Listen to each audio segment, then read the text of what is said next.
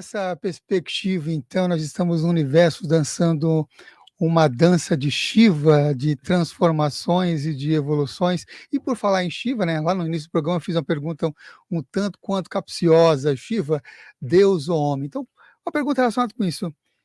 Quem foi Shiva como personagem histórico e qual a relação entre os iranianos, os dravidianos e essa relação com Deus, homem? Sim, é uma coisa maravilhosa. Uma pergunta muito bonita, porque quando você vai na Índia, Shiva é um deus mitológico. Aqui vamos falar mitologia deus, e a maioria dos ocidentais que vão acaba aprendendo desse jeito. Mas, na verdade, o Shiva é um cidadão que encarnou aqui no planeta Terra há 7.000 anos.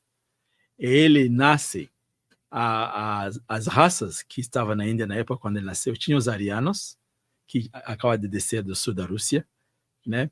Tinha os dravidianos, esses negros da África, foi viajando de acordo com um pesquisador, estou usando o pesquisador para facilitar nossas mentes mais analíticas, né? Um pesquisador inglês que foi pesquisar os traços genéticos, né? Ele mostra, então tinha negros lá, e tinha o povo da Índia, óstricos, e outro povo que são os mongóis. Então, 4 raças. O casamento dos negros com os óstricos com tal geraram essa raça que nós temos lá no sul da Índia muito forte. Você vai lá, são mais negros que eu, alguns deles, mas os cabelos com baianos, quase com baianos. Mas como a expressão facial do baiano é mais suave, porque o baiano também tem mistura do europeu, bem perto, né? Bem perto. Então tem esse dravidiano que você chama, aqui são essa gente, tem os óstricos, são os mongol, tem os arianos. Shiva nasce da mistura entre ariano e mongol.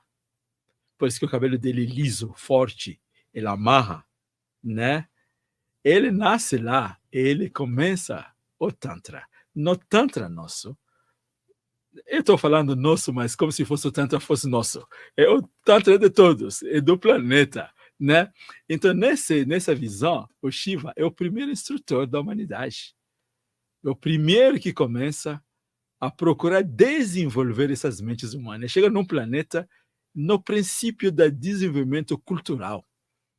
E nesse momento, ele viu na frente dele seres humanos, seres bípedes, como falamos humano, com potencialidade de se iluminarem, de desenvolver suas potencialidades psíquicas e espirituais, mas não o fazendo simplesmente porque não tinha as ferramentas, porque não tinha um sistema.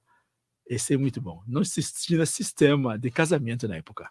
As mulheres tinham mais filhos que poderia aguentar. Então Shiva, ele não tinha jeito de despertar suas culturas. Então Shiva entrou na música, na dança. Ele é o cara que cria a música, a escala música que conhecemos hoje, com 7 notas, Shiva que cria. É muito bom. Saregamapadanissa, né? Lá na Índia, né? Doremi Fasula Sido aqui. É a mesma coisa, né? Então o Shiva começa casamento, ele luta contra a casta, essa questão de diferença de raça, luta contra isso, une as pessoas e diz, gente, quem acredita em mim, quem é meu amigo, era a época de militares, de Kátria, o líder era, então, quem é meu amigo, quem me segue, nós somos do clã de todos. Não reconhecemos nenhuma diferença entre seres humanos. E os hinduístas, que já estavam lá na época, os arianos, né? Os arianos tinham uma religião extrovertida, fazia vários tipos de adorações assim, e sistema de caste já estava lá. E Shiva era contra esse sistema de caste. Quem é iniciado no Tantra é sommelier do Tantra até hoje. Quem é iniciado no Tantra não tem casta. Então, para ser iniciado no Tantra, o primeiro trabalho que faz, se alguém vem com casta, é cortar aquela corda que ele tem no pescoço, que mostra que ele é especial. Então, esse cidadão, ele traga a contribuição maior dele. E o mestre nos fala dessa forma, que de toda a obra que Shiva fez, de toda a obra dele, a coisa que foi mais eficiente e mais impactante, se você falar uma coisa só, é a transformação de ser humano ordinária em seres humanos extraordinários às vezes iluminadas. A ciência espiritual, a ciência da meditação, a ciência de desenvolvimento exatamente dessas capacidades de si mesmo e do ambiente, isso foi a contribuição maior dele. Mas como o Tantra não se trata só disso, nós reconhecemos que vivemos, esse corpo vem da matéria. Eu nasci de um pai, de uma mãe, come comida daqui, bebe comida daqui. Tenho responsabilidade com o conjunto. Então, no desenvolvimento social, ele traga também isso, mas ele não teve chance de criar um sistema social harmonizado. Mas se ele mesmo, como líder, ele ajudou o povo da época a criar uma família humana harmonizada. Agora, disso, Shiva se torna bem popular. Tão popular que o povo ordinário acredita que Shiva é um deus. E o impacto, a influência da personalidade dele é tão grande em todos os aspectos da vida humana, ele que planteou muitas coisas, que mesmo anos depois, os outros filósofos que vieram não puderam ofuscar a luminosidade de Shiva. E alguns deles, inclusive Patanjali, por exemplo, Maharishi Kapila, que foi o primeiro filósofo, toda essa gente entenderam que se eles não colocam Shiva nos seus ensinamentos, eles não vão ser aceitos pelas massas do povo. E aí assim que Shiva foi pouco a pouco sendo levado aí no campo da filosofia, que nós chamamos Shiva como consciência. Então, você poder Shiva próspera, ao invés de consciência próspera, claro, que consciência próspera é melhor, né? Shiva como consciência, aí vira um termo filosófico. Quando fala Shiva no campo da filosofia, estamos falando de consciência, não estamos falando do guru do Tantra, não estamos falando de um Deus, estamos falando da concepção da consciência. É palavra que é interessante, né? Definimos consciência, então você que é abacate, manga, Shiva é consciência. Então, como consciência, aí a energia é Shakti. Quando Shiva, em vez de usar Shiva como consciência, às vezes usamos a palavra Purusha, que é a palavra científica de consciência. Aí a energia não vai ser mais Shakti, vai ser agora Prakriti.